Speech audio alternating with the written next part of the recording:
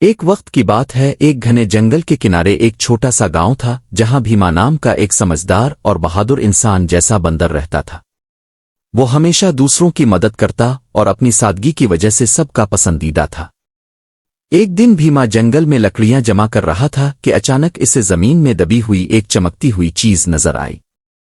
اس نے مٹی ہٹائی تو وہاں ایک سنہری انگوٹھی تھی جو عجیب سی روشنی دے رہی تھی۔ بھیما نے حیرت سے اسے اٹھایا اور جیسے ہی اس نے انگوٹھی پہنی ایک تیز روشنی پھیلی اور ایک نرم سی آواز گونجی، میں ایک جادوئی انگوٹھی ہوں، جو تم مانگو گے وہ پورا ہوگا، مگر سوچ سمجھ کر مانگنا۔ بھیما پہلے تو خوش ہوا، مگر اس نے فوراً کوئی خواہش نہیں مانگی۔ وہ انگوٹھی لے کر گاؤں واپس آ گیا۔ اگلے دن اس نے دیکھا کہ گاؤں میں ایک بوڑھی عورت بیمار ہے اور اس کے پاس علاج کے پیسے نہیں ہیں۔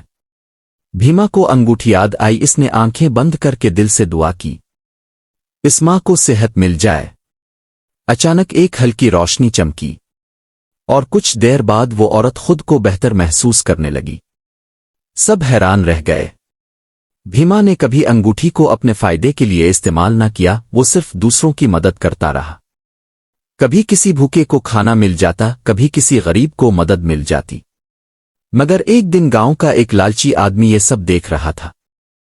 اس نے سوچا کہ اگر اسے یہ انگوٹھی مل جائے تو وہ امیر بن سکتا ہے۔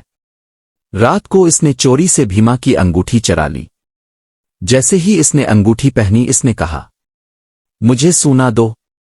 مگر اچانک آسمان پر بادل گرجنے لگے اور انگوٹھی سے ایک سخت آواز آئی، لالچ سزا دیتا ہے۔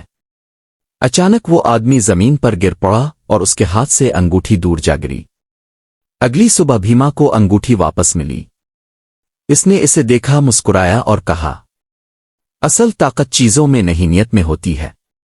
یہ کہہ کر اس نے انگوٹھی کو دوبارہ زمین میں دفن کر دیا تاکہ کوئی لالچی انسان اس کا غلط استعمال نہ کر سکے۔